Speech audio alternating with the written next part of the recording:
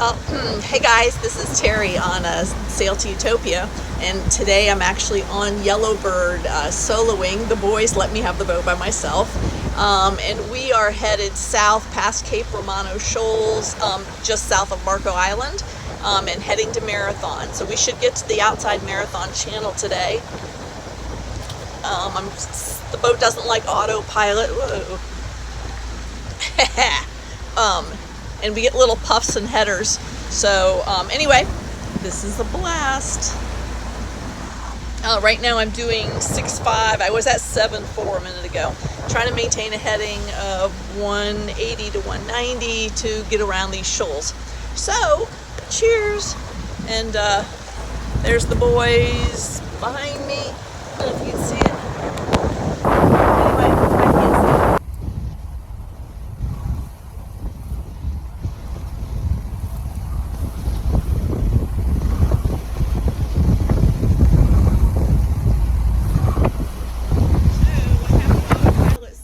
Because we're on a more beam reach heading, we're actually doing 6.8. It's been up as high as 7.7, but I couldn't show you that because I was at the helm. So anyway, I have a CPT belt drive autopilot, which corresponds to our compass and steers the wheel. It's got a little motor down here that you set the band and the rise, and away we go. The fuel can is because we have battery issues and we have our Honda generator strapped to the back. Hopefully it'll stay there. My lovely Utopia has passed me because he can't stand a race.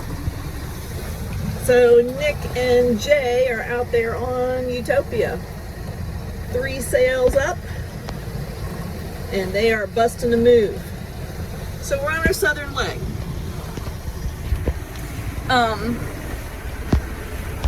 Just a quick tour around. This is the cockpit of YellowBird. It's huge. The forward cabin, refrigerator, galley, stove, berths, anchor locker all the way forward. Anyway, this is the forward cabin, and we have refrigeration, sink with foot pedal and power water, a Rago alcohol stove, a storage area for dishes and stuff, 2 berths, the anchor locker up forward, lots of storage on either side, screen doors because of the bugs in the Caribbean, power, and the head with an environmentally friendly composting airhead toilet. Yay! Here, probably about 15 degrees, maybe 20, depending on the surge.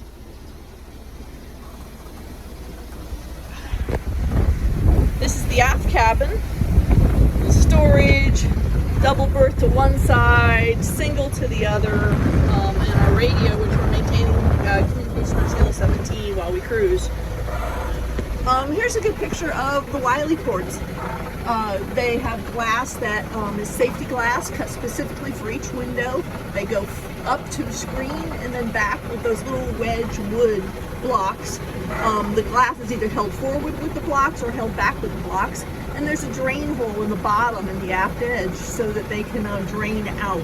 So if you have a boat that you can need port replacement, you can cut it out and you can construct these little Wiley ports. They're like the old mailbox things on your front door, but with glass. On the back is up of a dyer, painted to match the boat. Has a sail rig, and the sail rig, the mast is kept here on the side and the sails down below, and when we get to Marathon, I'll rig it up and show you how all that works. Right from the helm with the autopilot working, the first couple hours were a little bit of a challenge because the wind is pretty much 15 to 20 out of the east, and we had to go out, so I was taking it from the quarter on a reach, and now we're more beam reach, a little bit closer to the beam. The waves are coming and going. They're a little choppy out there. You can see that. You can see behind me they're coming up. but I'm excited to be soloing the boat. This is like I bought this boat in 2008. It's been through a lot.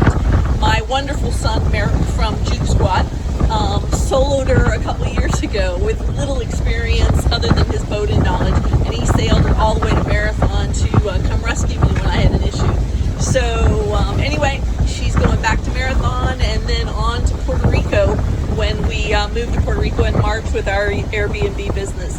So join us. We'll put some more films up, and I'm going to see if they're fishing.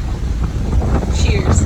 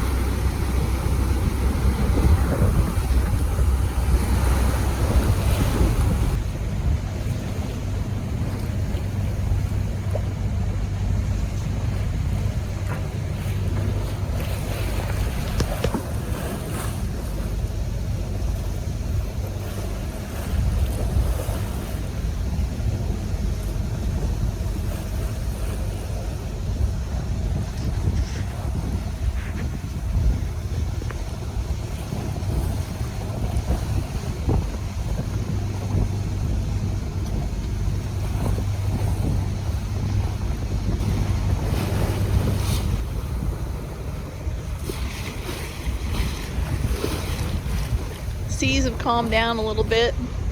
Wind is still pretty good. You can tell from the change in the wave action that it's back over the port quarter, shifting. We expect that by the end of the night it'll be fully out of the south, which is odd because it was due east, but it's supposed to hold until around 5 o'clock. So when we get new weather reports, we will shift again. You can see the way they're rolling on an angle.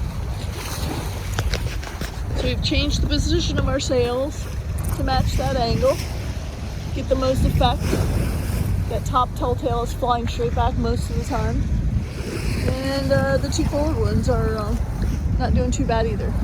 So we go by the telltales, see what the wind position is, and keep sailing. So like I said before, I'm solo sailing the boat. I do have autopilot, and I know the boys are just a scooch behind me. Maybe up there. Can you see them back there? Anyway, I can't see from that. Up there, I can see them over my shoulder. They are right there. We're both monitoring channel 17 and just hanging out. So it's a little strange just being on the boat by myself. I feel like I should be doing things, and but most of the stuff that needs to be done is outside the boat. There's still some damage from Hurricane Irma on either side that Merrick never got around to fixing. He just didn't have time. He has such a busy life with the Juke Squad and all his animals. And so we'll get that done. We'll get it taken care of. A couple of rub rail issues just where the wood was damaged by a dock.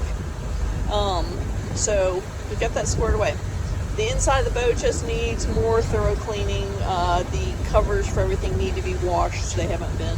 So we'll get that all spruced up, and nothing major that's damaged. So she's an awesome little boat. Chris Craft sail yacht, designed by Sparkman and Stevens, famous sailing boat designers. If you Google Sparkman and Stevens, you'll hear all of their accolades. This little boat's one of their first they did in combination with the Chris Craft Powerboat Company, and she's number 78 of 80 of this model that they made. She does have what they call an up and over split cabin, so she has a center cockpit, but the center cockpit is like your living room, your family room at home. We love to sit out here all types of weather. We have side curtains. We could add curtains all the way around, but in the tropical weather, as long as you're protected from any driving rain when you're sailing, you're perfect. Most of the time in the summer, I take the side curtains off and stow them under a mattress so they stay flat. Just wrap them up nice. What else? What else? You know, she's just a great old boat, and I've enjoyed sailing her. I wish I had different personal circumstances, but she's a great old boat, and this has been a lot of fun. So it is weird being alone on the boat, though. You know, I guess some people just love their own company. I'm used to being around people and doing things, and even though the autopilot is great at the helm in this heading with this wind conditions, I still feel like I have to be here monitoring it. So anyway, rock on. Sail Here's on. My helm, steering wheel activated by a belt drive to that CPT autopilot I showed you earlier. The belt drive is in fact the best choice here because this is a chain drive gear system from the helm to the rudder, and so hydraulics could have been employed, but this was the best option, and it's lasted, gosh, I think I got this in 2010, so it's lasted all this time. It's been in great shape. The Garmin is not connected to it, but I have an old Garmin 545S, and you can see the pink line is the course set to the outside markers into Mosier Pass through the 7 Mile Bridge to Marathon. You hear the engine running because the batteries, the house batteries are low. Well, I'll tell you, there's all our equipment. The gears are, everything's upside down. It just fit that way. I don't know why the gauges didn't get turned around, but you know, you can see them pretty well. Once you get used to it, it's not weird. It's just what it is. Hey, so just a little mini discussion about the batteries. Utopia has a lithium battery bank. They are energy in, energy out. So I have 400 amp hours, and at 50% battery, I still have 200 amp hours of power to use. This boat, we had glass mats, but they aged out. And now we have a couple wet cells in there that have been used and abused while we've been working on this engine. So we're going to take them to Napa and get them replaced or get them deep charged, but that hasn't worked yet. And then add a full 4 battery bank, maybe glass mats again. I'm not sure that I would go lithium batteries on this little boat. We do have a solar panel. It's 140 watts. It's not much. It's old technology. I've had it on this boat since 2009. The only, flying fish. The only, it's like ADD. Flying fish. The only power draws we have on this boat on a normal basis are the refrigeration, which is an Engel refrigeration insert kit, and then the LED lights that we use throughout the cabin, and any devices that we charge on 12-volt cables. So little 12-volt devices don't take a lot, but it adds up if you have multiples of them. We do on YellowBird have a cigarette lighter type 12-volt charger, 2 in the main salon and 1 in the aft cabin. So that's good for phones, a laptop, something like that. The speaker for our Bluetooth. And so we use that. Then when we're cruising, the autopilot and the Garmin both take significant power, and they're running the boat. So because the batteries are weak, I'm running the engine just slowly to keep the voltage up. When I had it off for an hour, it dropped down to 12.2, which is low. It's not horrible, but it's low. Running the engines for an hour, it goes up to 12.9. Jay said the other day it was up to 14, which is excellent. That's like a healthy battery. Crab traps. So we're in stone crab lobster season now, and as we carry on, we see crab traps, and we just don't want to hit them. So I've been pretty lucky so far. They have been off to my side, and there's a space between them that allows the boat to pick them up. can't wait to get to Keys Fisheries. Can't wait. Stone crab and land shark. Yum. Anyway, I'll think of some more things to tell you as I cruise along, but since I'm by myself, you get me.